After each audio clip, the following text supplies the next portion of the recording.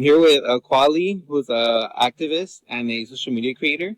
And I'm just going to ask her some questions about what she thinks on plastic pollution and in the LA community and how the lineage fire has impacted that like plastic pollution in on the LA community. So my first question would be, what do you know about plastic pollution? Pollution, along with like pesticides, is pretty much infiltrating all the water systems, the soil, and like a lot of consumer products. It's really kind of inescapable at this point. So are you informed about what microplastics are? Yes, yes. And what do you think about them?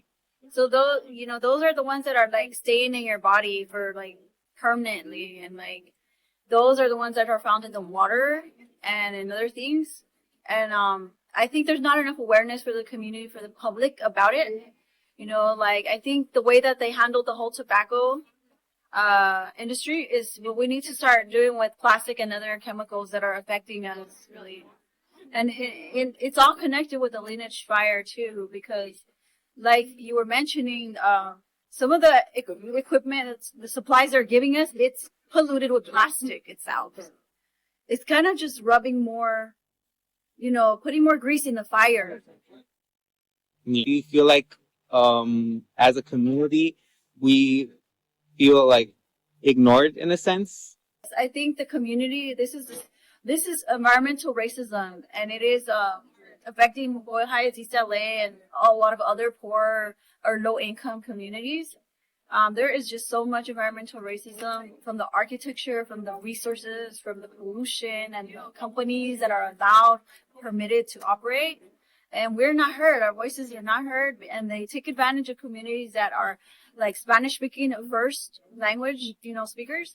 And they took advantage because they know that, for example, if this was to happen in a white community, there will be all kinds of lawsuits immediately. There would be evacuations immediately, like we saw with the Palisades fire. They're handling it very differently because this is racial discrimination against a community that Boyle Heights and East LA is primarily predominantly brown people, and Boyle Heights is predominantly a migrant community. With that, I know that as a I guess marginalized community here, um, there is not like enough resources to like avoid plastic. Like in our community, there is a lot of plastic because it is the cheaper option, you could say. So I know like in other like rich areas, there's these places where you could take your glass bottles to refill with laundry detergent, or whatever you need, right? But we don't see that here because it is something that requires a lot of money, and our community has no like funding for that, I guess, because we're constantly like ignoring. And so, and just another question, just for like, how do you like mitigate your use of like plastic? Well, definitely, I am very conscious about plastic. I don't even like to make tortillas with plastic. I say that's a no. Please don't do that. People like to, twist that plastic strip and place it on the máquina and smash it to make their tortillas. But that is putting plastic right into your food, right into your body, your blood, and all that is bad. So I don't even like to buy anything made of plastic. I always try to find disposable containers that are made of glass at least, or even like other things, but of bamboo or hemp, something natural.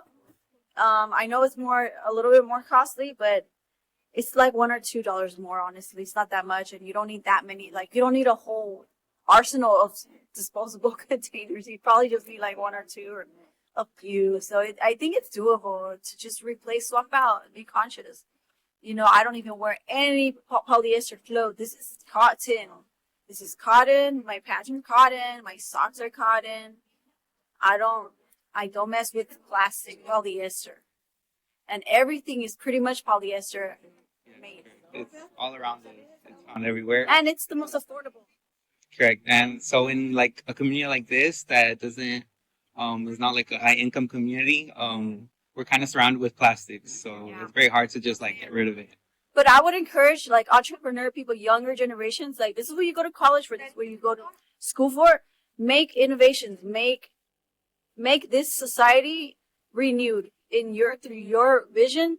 through your passions, through your talents, and your education, because you can design cotton clothes. There's not that many designers out there. There's not that many shops doing it. And that will be very, very lucrative for you and the community. So we need to start thinking like solution based. And so, with that, my last question is: what do you think would be the best solution to the plastic pollution problem in our community? I think, like I said, we have so many people. Like we're the highest demographic that is accelerating in college. Our brown community is very intelligent, inteligente, and they can do it. They can take matters into their own hands with their education and just start making plastic containers. I mean, non-plastic containers, making non-plastic furniture, clothes, shoes, hats, everything that you like. Make it non-plastic, non-pollutant, and that's the future. Really, is that we have to make the change ourselves. It's like we saw with the Boyle Heights lineage, the LA City and Boyle lineage chemical fire. They are not giving us the solutions immediately. They are not helping us. We have to help ourselves. The pueblo sabe. See, that is the future for us. Okay, thank you for this interview, Cuali.